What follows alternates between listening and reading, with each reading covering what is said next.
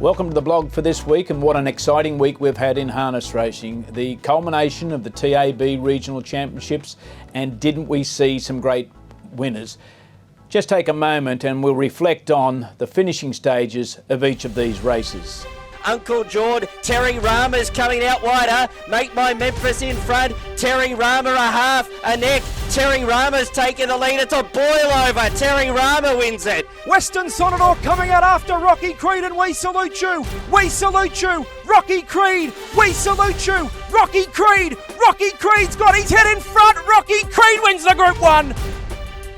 It's Hazelnuts, Kanye Crusader, Master Catch, 3 across the track. Hazelnuts put my nose in front, kicking again as Kanye Crusader. I think it might be Kanye Crusader in Group 1 glory for Jack Callaghan. It's a photo finish. 150 left to go, 27 was that third split, that's Wolf Stride. He's in splendid isolation at the moment. He's 10 metres in front of Culture King, and then Better Robin, and that's the way they finish in the Group 1, Wolf Stride.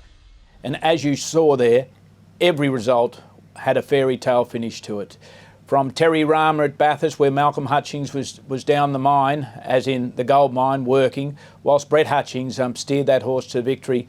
How fantastic was that? And then we moved on to the Riverina and the win of Rocky Creed for the McPherson family, because it wasn't a family affair. How good was that? We then hit Newcastle and the Hunter division, and Clayton Harmey, some of his goals for the year are well and truly on track. He said at the beginning of the year, I'd like to win a Group 1 race. He won a Group 2 with the Tamworth Golden Guitar, and then he comes out and he wins the TAB Regional Hunter Championship. And what a story for young Jack Callaghan. He got the drive, a catch drive no doubt, because the regular driver didn't have the A-grade licence, but Jack's well and truly on his way to many, many, many more successes, and he can't wait till regionalisation is taken away and he can compete at Menangle Park. We ended the championships with a magnificent win of Wolf Stride for Anthony Butt and Emilio and Mary Rosati.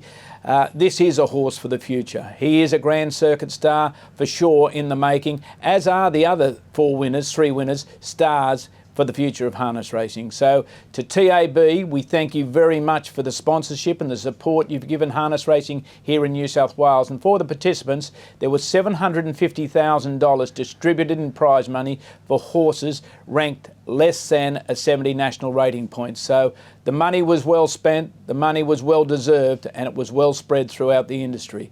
So thank you again to TAB. Thank you for everyone, to the club administrators that helped us put on this race, to Wayne Smith, to Bruce Christensen, David Watson, Graham White, to Danny Dwyer and all their support staff. Thank you very much. And for the team here at Harness Racing New South Wales that helped put the media out around this event, thank you. And most importantly, I will again say thank you, TAB, for showing your support for harness racing in New South Wales in what are these unprecedented times with COVID-19. And not only did we have those TAB regional championships, we had many other highlights of the week. Working backwards, what a day Blake Fitzpatrick had at Menangle yesterday. First 4 races could have all been Blake's. He got races 2, 3 and 4, and he had horses 2nd, 3rd and 4th in the first race.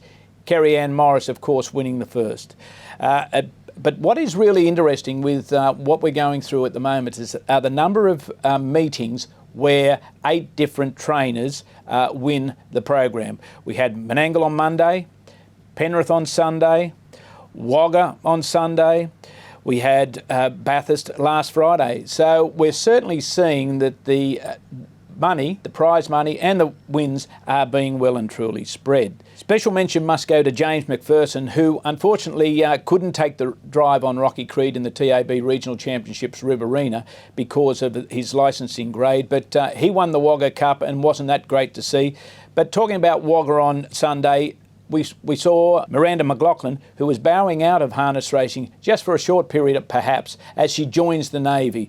Miranda went out on an absolute winning note at Wagga on Sunday afternoon when she drove 2 winners for Trevor White.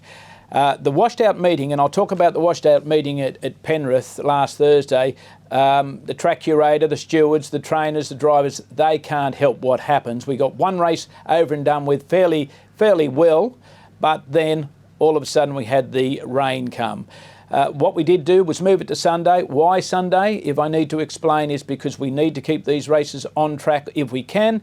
And Sunday was the first opportunity we were able to get onto Sky 1. So we moved it to Sunday, we added an extra race, and we had, as I said previously, 8 different training winners. And what a difference a week makes when it comes to this pandemic, the COVID-19 pandemic. We see the government easing restrictions so rapidly, and we, Harness Racing New South Wales, are moving with government. As I've explained before, we will stay within those guidelines that are set, but we will move as quickly as we can with them. Next week, we expect fully that we'll have more tracks opened in each of the regions, but opening a track in a region isn't as simple as just turning the lights back on or opening the gates. There are still a lot of protocols that these clubs have to go through, so any support you can give the club administration in helping them smooth the way to get the race meetings back on track, please, if you can help, put your hand up, ring your local club if they are racing, and pitch in it where you can. And of course, but for participants, please, whatever you do, whatever those protocols are, whether it be notify who's going to the track with you, do that before the meeting, because we don't want people upset when they aren't given admission to the track. From there, we're also carefully looking at how we can bring patrons back onto the track. Once again, this isn't an easy task, and we need to get some approvals to be like the restaurants, have 50 people to start with on tracks and build on that into the future. The other part is that I'm sure everyone is really keen to know is, when will the regional boundaries be removed? We're looking at the regional boundaries as early as July 1, if it's possible, and if the government can condone that. So as we work through COVID-19, we're in a better position than what we were 2 weeks ago, 3 weeks ago. We're moving forward, and we will remove these boundaries as quickly as we possibly can. Thank you for your attention, and to close the blog this week, I just put out a reminder that the review that Harness Racing New South Wales is carrying out into the New South Wales Breeders' Challenge and the Trot New South Wales series closes on June 9. So we would like you to make a submission where you see this can be improved, where you see that it's not actually working for the benefit of the industry. So please put pen to paper, follow the link that's on the screen now, and make a submission. Thank you again for this week. It's been an exciting week. Every week is an exciting week. Every week's a changing week in harness racing in New South Wales. If we all stick it together and push it forward, we will have the sport that we're all dreaming of, and we will return to where we were back before COVID-19 hit us.